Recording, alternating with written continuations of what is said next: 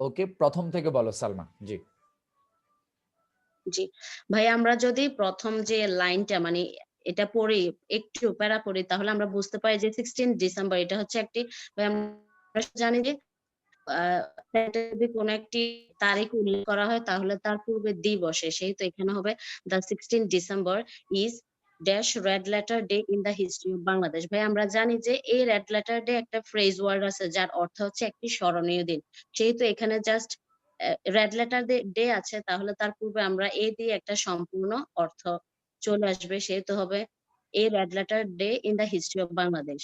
যদি পুরো সেন্টেন্সটা বলতে চাই আবার, তাহলে the 16th December is a red letter day in the history of Bangladesh. Fine, মানে হচ্ছে On this day, 16ই ডিসেম্বর হচ্ছে বাংলাদেশের ইতিহাসে একটি স্মরণীয় দিন। জি জি ভাইয়া, জি ভাই, বলো তারপরে লাইন বলো। on this day, on this day we achieved victory at dash cost of। ভাই আমরা জানি যে at the cost of একটু ফ্রেজ ওয়ার্ড আছে যার অর্থ হচ্ছে বিনিময়। যদি আমরা অর্থটাও তুলতে চাই তাহলেও অর্থের দিক দিয়েও আমরা মানে সম্পূর্ণ একটা সেন্টেন্স তুলে ধরতে পারি। অন দিস ডে, এই দিনে উই অ্যাচিভড ভিক্টোরি, আমরা অর্জন করেছিলাম বিজয়। At the cost of, at the cost of মানে তার বিনিময়ে, at the cost of dash bloody battle, মানে অফ রক্তক্ষয়ী এ যুদ্ধের মধ্য হবে দিয়ে। যদি জি ভাইয়া, জি ভাইয়া, রক্তক্ষয়ী যুদ্ধের মধ্য দিয়ে।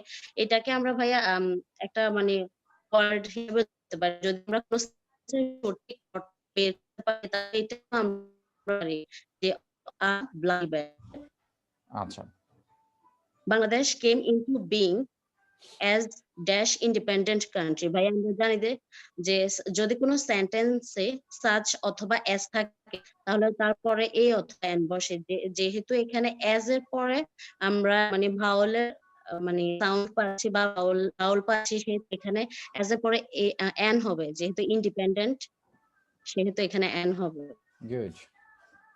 As an independent country, it occupied a place in the world dash map। ভাই আমরা জানি যে যদি দুইটা নাউন পাশাপাশি বসে তার মাঝখানে যদি আমাদেরকে মানে খালি দিয়ে দেয় যদি কোনো আর্টিকেল বসার জন্য, সেহেতু এখানে আর্টিকেল হবে না, কারণ আমরা জানি যে পাশাপাশি দুইটা নাউনের মাঝখানে কোনো আর্টিকেল বসে না, আচ্ছা সেহেতু এখানে কোনো আর্টিকেল হবে না। ফাইন, এখানে একটু অ্যাড করি, পাশাপাশি দুইটা নাউন মিলে যখন সেটা একটা কম্পাউন্ড নাউন হয়ে যাবে তখন, মানে কম্পাউন্ড নাউনের মাঝখানে আর্টিকেল হবে না। Thank you. জি। আচ্ছা good. Every year we observe dash day with due solemnity। প্রত্যেক বছরই আমরা এই দিনটা উদযাপন করি। মানে ওই দিনটা যদি আমরা মানে সঠিক অর্থ উঠাতে চাই, বা আমরা জানি যে যদি মানে কোনো একটা সেন্টেন্সে প্রথমে যদি একটা শব্দ আসে, তারপরে যদি ওই শব্দটা বারবার আসে পুনরায়, তাহলে তার পূর্বে আমরা দি ব্যবহার করব। সেহেতু এখানে আমরা দি ব্যবহার করব, যেহেতু এখানে ওই 16ই ডিসেম্বরের কথা বলছে। Fine, thank you, good. We remember dash supreme sacrifice of our heroic sons। ভাই আমরা জানি যে নাউন প্লাস অফ থাকলে, যদি কোনো সেন্টেন্সে নাউন প্লাস অফ থাকে তাহলে তার পূর্বে দি বসে। আচ্ছা, এটা হচ্ছে সাধারণত, সাধারণত যদি সেন্টেন্সের অর্থটা মানে যদি নাউন প্লাস অফ থাকে, সাধারণত ওই সকল সেন্টেন্সের অর্থটা নির্দিষ্ট করে বোঝায়, সেই ক্ষেত্রে আমরা হয়তো দি ব্যবহার করতে পারি। আর পুরোটা অর্থ পড়ে আমরা বুঝতে পারছি যে ওই বীর উত্তম সন্তানদের কথা বলছে যারা দেশের জন্য জীবন দিয়েছিলেন, স্যাক্রিফাইস করেছিলেন, যাদের মূল্যবান জীবন। Thank you, good. জি। The day is dash public day। ভাইয়া যদি আমরা মানে কোনো সেন্টেন্সের সঠিক অর্থ উঠাতে চাই তাহলেও আমরা এখানে এ দিয়ে মানে এ হবে অ্যান্সার। এ দিয়ে মানে যদি আমরা সঠিক অর্থ উঠাতে চাই তাহলেও আমরা মানে এটার একটা সঠিক আর্টিকেল বসাতে পারবো। যদি আমরা ওই যে যদি কোনো সেন্টেন্স অক্সিলারি ভার্ব এর অক্সিলারি ভার্ব প্রিন্সিপাল ভার্বের কাজ করে, এটা ক্লু দিয়েও আমরা করতে পারবো এই সেন্টেন্সটাকে। আচ্ছা, আমি যদি একটু গোছায় বলি যে যদি কোনো সেন্টেন্সে অক্সিলারি প্রিন্সিপাল ভার্ব হিসাবে বসে, তাহলে অন্য কোনো আর্টিকেলের স্পেসিফিক কোনো রোলস যদি না থাকে, আমরা ধরে নিতে পারি ওই সকল সেন্টেন্সের অর্থটা অনির্দিষ্ট, তাহলে আমরা হয় এ অথবা এন ব্যবহার করব।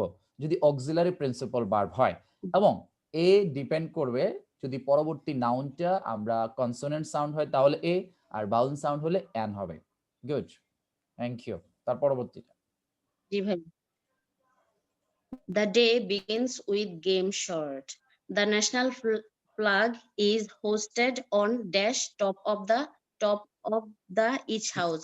ভাই আমরা জানি যে on the top of একটা phrase word আছে, সেহেতু আমরা এখানে যেহেতু অনেক পরে আমাদেরকে মানে খালি ঘর দিয়ে দিয়েছে, সেহেতু আমরা এখানে দি বসাতে পারি, কারণ on the top of মানে হচ্ছে সর্বোচ্চ চূড়ায়, thank you so much, thank you. সেহেতু এখানে on the top। Thank you so much, good.